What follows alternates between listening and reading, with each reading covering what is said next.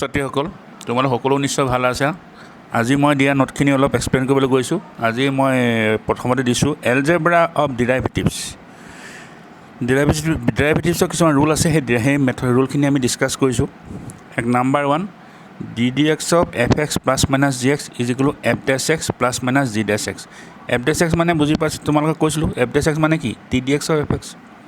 g dash x মানে ddx of gx তাৰমানে derivative of fx plus minus gx is equal to derivative of fx plus minus derivative of gx ইয়াত যদি plus থাকে ইয়াত plus বহিব ইয়াত যদি মাইনাছ হয় ইয়াতো মাইনাছ আহিব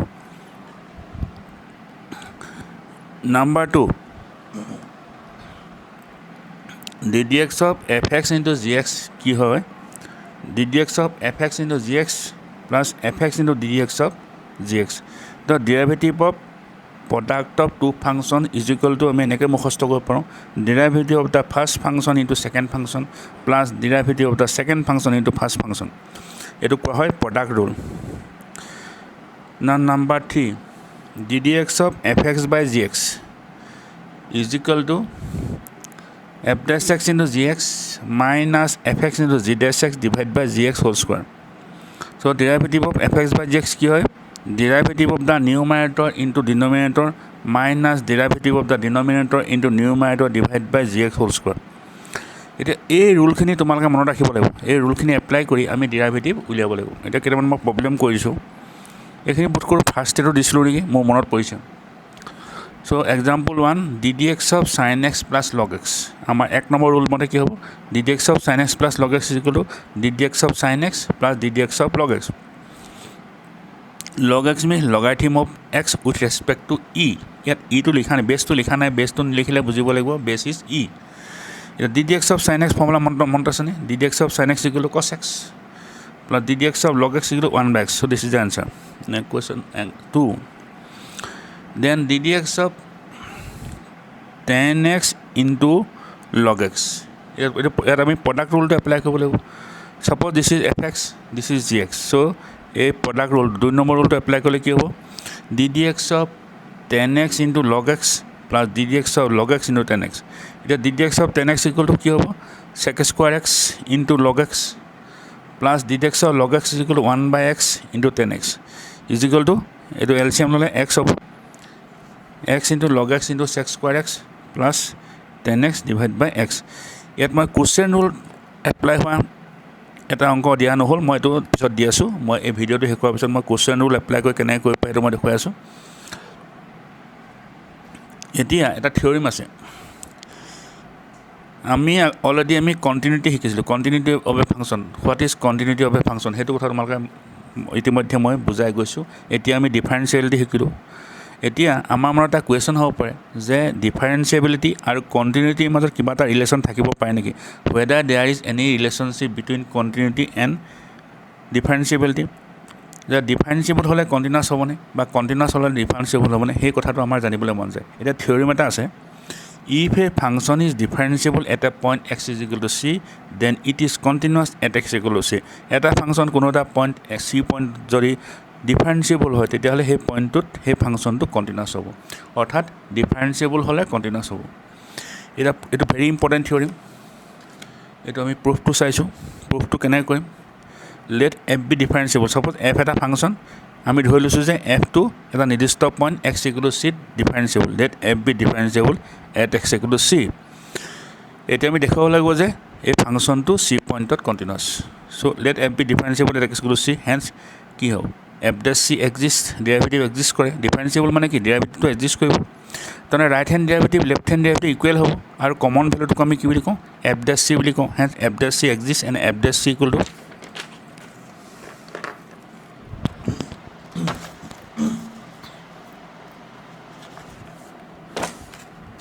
F dash c equal to হোৱাত আমাৰ ডেফিনিশ্যন মতে f dash c equal to limit of f of c plus h minus f c by h as a tends to 0 number 1 এতিয়া আমি ফাংচনটো কি দেখুৱাব লাগে চি পইণ্টত কণ্টিনিউৱাছ দেখুৱাব লাগে তাৰমানে আমি দেখুৱাব লাগিব যে limit of f x as x tends to c is equal to f c আমি দেখুৱাব লাগে এইটো This is what we have to show. Limit of fx as x tends to c is equal to f. That means limiting value is equal to exact value. Eto ami dekhabo lagibo. Hetu dekhobole jaote ami ki koribo lagibo limit of fx as x tends to c minus fc is equal to 0 boli dekhabo lagibo. 0 boli dekhole amar kaam hoi jabo. Eta hetu kaam moi kobole goi asu. Eta ami moi calculate koisu ki limit of fx as x tends to c minus fc is equal to enake likhibo paro limit of f of c plus h as h tends to 0 minus fc. মই ধৰি লৈছো কি x equal to suppose x equal to c plus h. x equal to c plus h হলে কি হ'ব? Whenever x tends to c implies h tends to 0. x যদি c কাক চাবে h to কাক চাবিব 0 কাক চাবিব। তাৰ মানে এটো এনেকুৱা হৈছে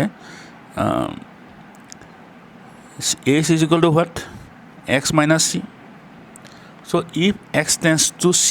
so the whole thing tends to 0. So whenever x tends to c, h tends to 0. Here again, a good limit to kill f of x or zagat, I mean c plus h bohari so.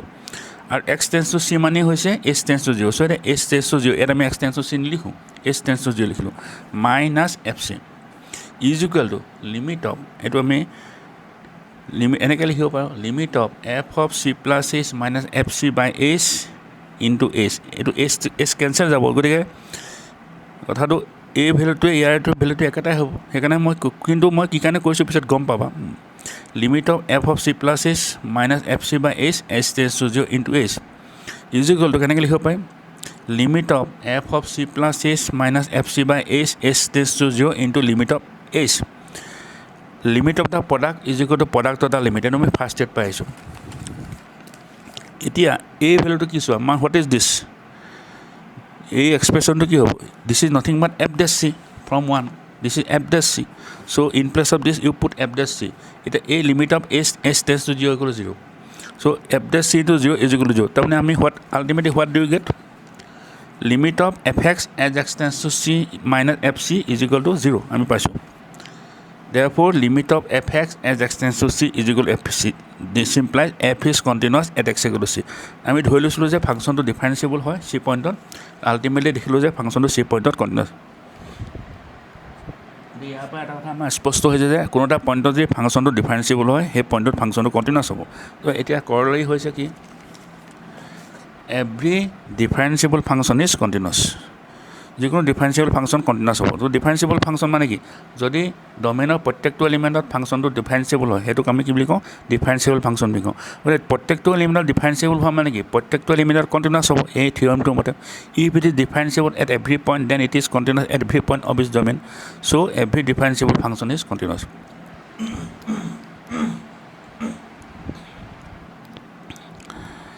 এতিয়া এই থিওৰেমটোৰ অপজিটটো কিন্তু true নহয় তাৰমানে continuous function may not be differentiable differentiable আৰু continuous হ'ব continuous হ'লে differentiable নহয় এটা এইটো নহয় বুলি দেখুৱাবলৈ আমি এটা আমি এক্সাম্পল ললো ৰিজাল্ট এই function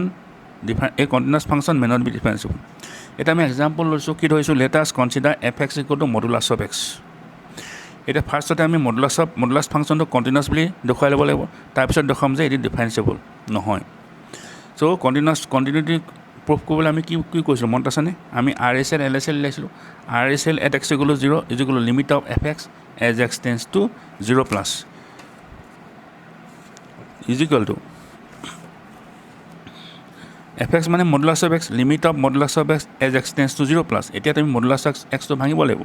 x tends to 0 plus means x is proceeding towards 0 from the right hand side so x is positive and whenever x is positive modulus of x equal to x so limit of x as x tends to 0 is equal to 0 so RSL at x equal to 0 is equal to 0 বহুতে কি কৰে এই modulus সিম্বলটো নভঙাকৈ direct 0 কৰি দিয়ে হেভাগে নকৰিবা তোমালোকে মডুলাসটো প্ৰথমতে উঠাই ল'ব লাগিব মডুলাসটো উঠোৱাৰ পিছতহে আমি লিমিটটো ল'ব লাগিব মডুলাস সিম্বলটো উঠোৱাৰ পিছত then LSL at x equal to 0 is equal to limit of fx as x tends to 0 minus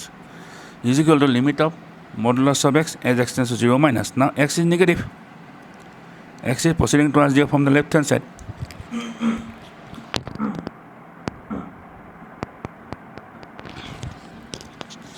so x is negative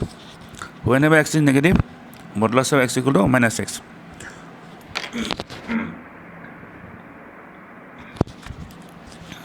So it is equal to 0. And then we have seen the right hand limit and left hand limit are both are 0. Then you find the exact value f0. f0 equal to modulus of 0 is equal to 0. Thus we see that RSL at x equal to 0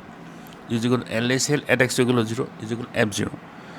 Hence f is continuous at x equal to 0. It would continuity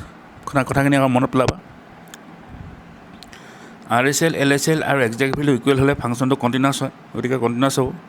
এতিয়া আমি check কৰিব লাগিব যে ফাংশনটো 0 পইণ্টত ডিফাৰেন্সিয়েবল হয় নে whether f is differentiable at x equal to 0 তো তাৰ কাৰণে আমি right hand derivative left hand derivative উলিয়াব লাগিব so rf dash 0 that is right hand derivative at x equal to 0 is equal to limit of f of 0 plus s minus f0 by s tends to 0 plus কালি যেটো মই definition দিছো is equal to fs minus 0 f0 equal to 0 by s tends to 0 plus and is equal to limit of modulus of s by s tends to 0 plus because fx equal to modulus of x হেকাৰণে fs equal to modulus of s এতিয়া তুমি modulus টো ভাঙিব লাগিব s is positive because s is proceeding towards 0 from the right hand side so s is positive s is greater than 0 so modulus of s equal to s হ'ব is equal to limit of s cancel কটাকটি goal 1 hall so limit to কি হ'ব 1 হ'ব so right hand derivative at x equal to 0 is equal to 1 then let us find the left hand derivative lf dash 0 is equal to limit of f of 0 plus s minus f0 by s tends to 0 minus is equal to limit of modulus of s by s tends to 0 minus now s is proceeding towards 0 from left hand side on the number line therefore s is less than 0 so whenever s is less than 0 modulus of s equal to minus s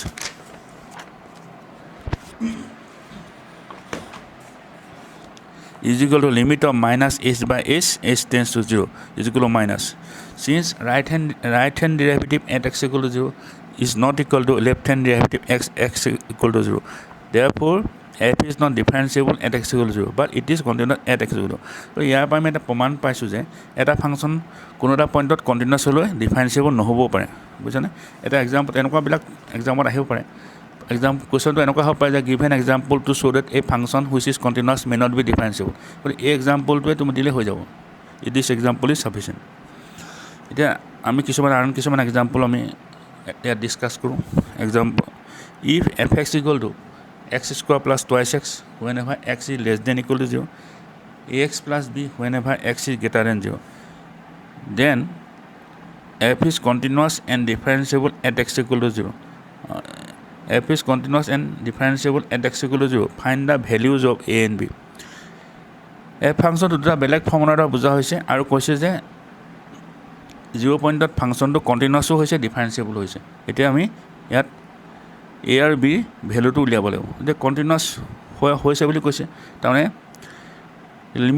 limit of fx as x tends to 0 is equal to f0 হ'ব লাগিব তাৰ পিছত ডিফাৰেন্সিয়েবল বুলি কৈছে ডিফাৰেন্সিয়েবল হলে right hand derivative at x equal to 0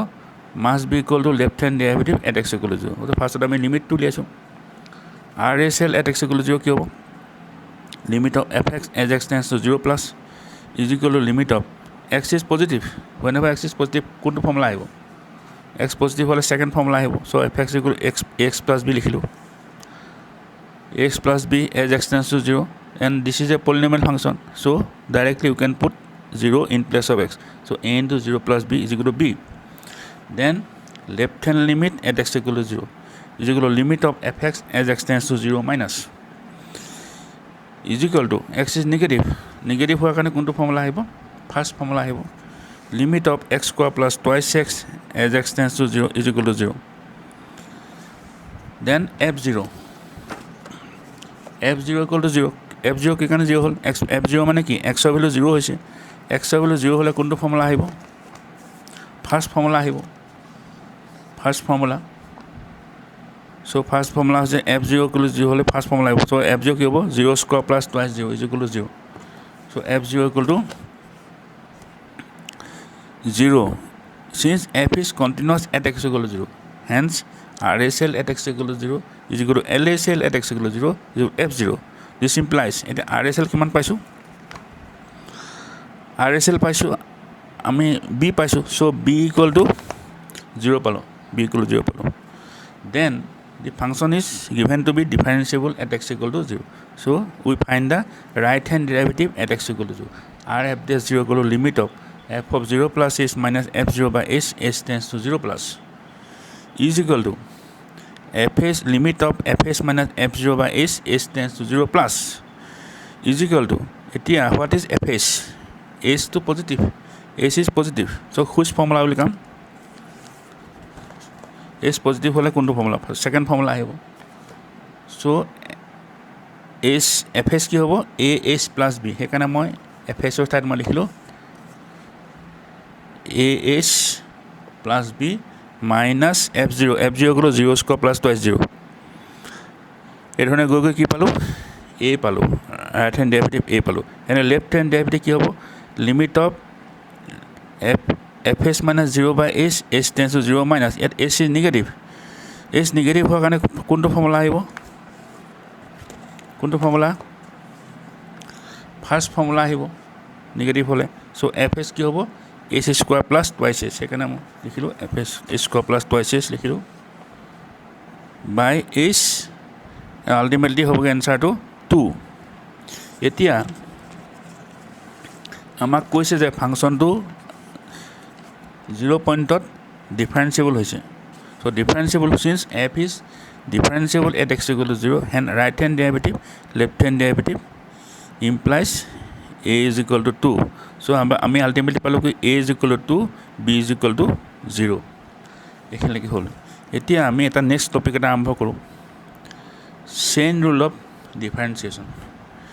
suppose let y equal to f1 x1 y is a function of x1 x1 is a function of x2 x2 is a function of x3 x3 is a function of x4 dot xn minus 1 is a function of xn then derivative of y with respect to xn কি হ'ব dy dx1 into dx1 dx2 into dx2 dx3 into dx3 dx4 dot dxn minus 1 dxn এই ৰুলটো কোৱা হয় chain rule of ডিফাৰেন্সিয়েচন এটো এই ফৰ্মুলাটো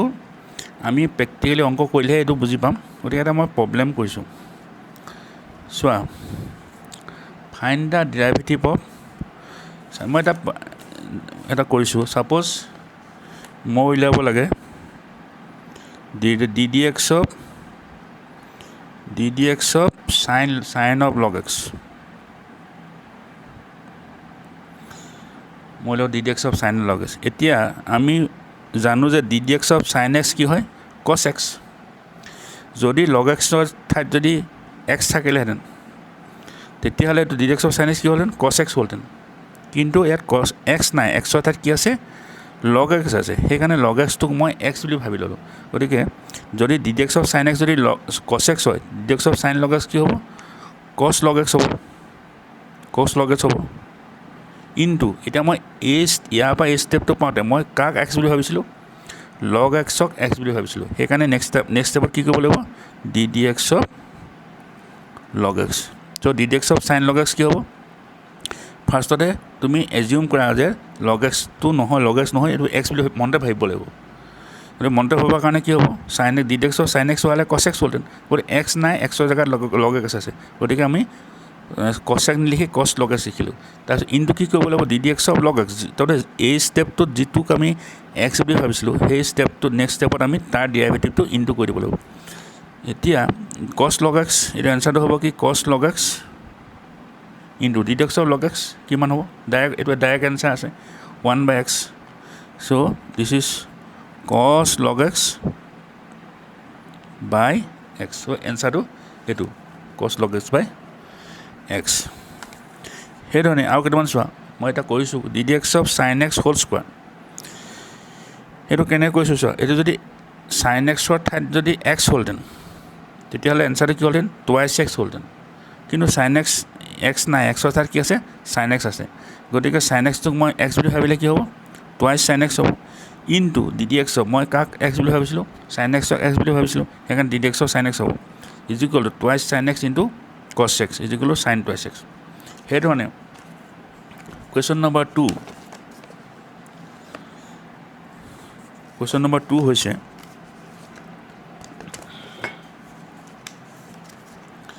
ddx of log x whole to the power 4 এতিয়া এইটো log x নাথাকে যদি x থাকিলেহেঁতেন ddx of x to the power 4 কি হ'ব 4x কিউব হ'লহেঁতেন কিন্তু ইয়াত x নাই x অৰ্থাৎ কি আছে log x আছে সেইকাৰণে মই কি লিখিম 4 into log x whole cube into ddx of কাক x বুলি ধৰিছিলোঁ log x ক x বুলি ধৰিছিলোঁ সেইকাৰণে into ddx of log x কৰিব লাগিব so 4 log x cube এতিয়া ddx of log x কিমান হয় 1 by x এনসাৰটো হ'ব 4 log x whole cube divided by x সেইধৰণে 3 টো চোৱা ddx of e to the power x square ল'বলৈ তাৰমানে এতিয়া এইটো যদি x square নাথাকে যদি x হ'লহেঁতেন ddx of e to the power আমি জানো যে ddx of e to the power x কি হয় e to the power x হয় গতিকে ইয়াত x square নাথাকে যদি x হ'লহেঁতেন এনসাৰটো কি হ'লহেঁতেন e to the power x হ'লহেঁতেন কিন্তু ইয়াত x নাই x অৰ্থাৎ কি আছে x square আছে সেইকাৰণে x squareটোক মই x বুলি মনতে ভাবি ল'লোঁ এতিয়া এনসাৰটো কি হ'ব e to the power x square into ddx of কাক x বুলি ভাবিছিলোঁ x square x বুলি ভাবিছিলোঁ into ddx of x square হ'ব is equal to e to the power x square into twice x into e to the power x square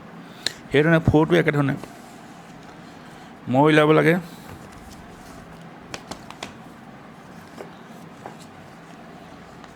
কি ddx of sin x ddx of sin cos x উলিয়াব লাগে এতিয়া ইয়াতো cos x ৰ ঠাইত যদি x থাকিলেহেঁতেন এইটো কি হ'ল এনসাৰটো cos x হ'লহেঁতেন কিন্তু cos x নাই x অৰ্থাৎ কি আছে cos x আছে সেইকাৰণে cos x টোক মই x বুলি ভাবিলোঁ ভবাৰ ফলত কি পালোঁ